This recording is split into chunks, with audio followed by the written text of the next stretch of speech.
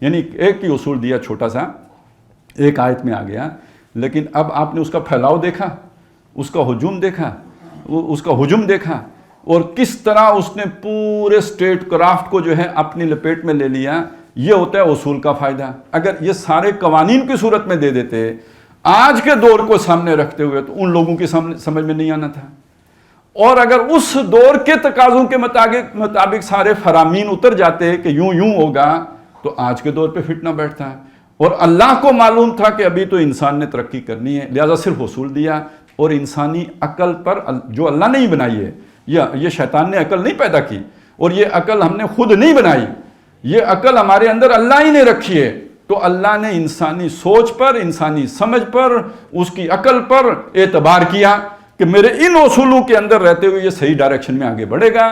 تو جو اللہ نے انسانوں پر چھوڑا، انسانوں میں سے کون ہو سکتا ہے کہ وہ ان سے سلب کر کے کہے کہ نہیں، جو ہم نے 700 سال پہلے بنا لیا تھا اس سے تم دائیں اور بائیں نہیں ہو سکتے؟ اللہ نے نہیں بنایا، اس نے چھوڑ دیا۔ آج کوئی کیسے کہہ سکتا ہے کہ جو بعد والوں نے بنایا اس سے آپ دائیں بائیں نہیں ہو سکتے؟ ہاں، نماز کے معاملے میں بات یہی ہوگی، وہ تفصیلی احکام آ گئے، روزے کے بارے میں بات یہی ہوگی، آپ کوئی نیا نہیں بنا سکتے۔ اسی طرح پردے کے بارے میں، نکاح کے بارے میں، یہ جو اسلامی شاعر ہیں یا جو اسلامی اس میں تو کوئی آپ دائیں بائیں نہیں ہو سکتے، لیکن جہاں خود اللہ نے تفصیلی احکامات نہیں دیے، صرف احکام جو اصول دیے ہیں، تو وہ تو دیے اس لیے ہیں کہ جتنا معاشرہ پھیلتا جائے اس کے مطابق آپ اپنے اصول کو پھیلا کر اپنے لیے رستہ نکالتے جائیں۔ یہ بہت اہم ایشو ہے۔ اس ایشو کو ایڈریس کیے بغیر، یہ لوگوں کو سمجھائے بغیر، آپ اس انٹلیکچوئل مائنورٹی کو کنونس ہی نہیں کر سکتے کہ جس کو کنونس کیے بغیر آپ ایک قدم بھی آگے بڑھ سکیں اسلامی ریاست کے قیام کی طرف۔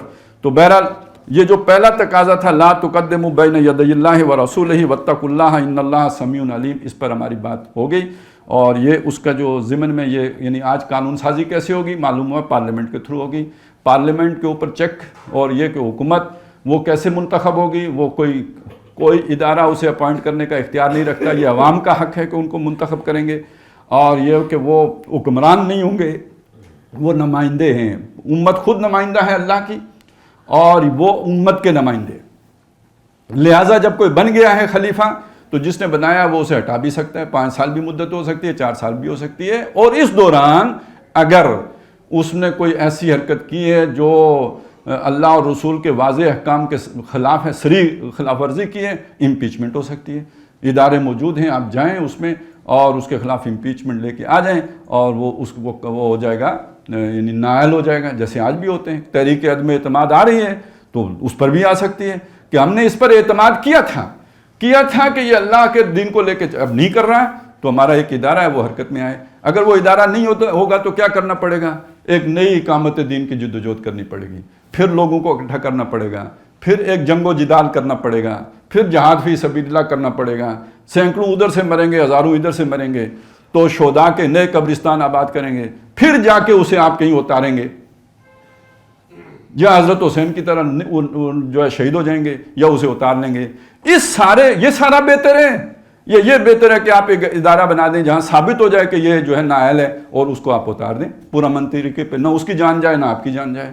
کامن سینس کی بات ہے۔ ایک کام سیدھی انگلی سے ہو سکتا ہو، اس کے لیے بھی انگلی ٹیڑھی کرنا آخر کس نے فرض کیا ہے؟ قتال تو آخری آپشن ہوتا ہے جب کوئی اور راستہ باقی نہ بچے، تو جب یہ راستے ہیں تو پہلے کیوں نہ یہ اختیار کیے جائیں؟ تو اس چیز کو سمجھنے کی ضرورت ہے۔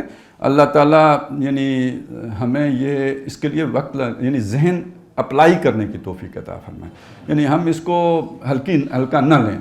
یہ اسلام کی بہت بڑی خدمت ہوگی کہ ان چیزوں کو ہم گہرائی میں سمجھیں اور دلیری سے سمجھائیں، اور لوگوں کی مخالفت کی پرواہ نہ کریں کہ وہ کہتے ہیں آپ کیا کر رہے ہیں۔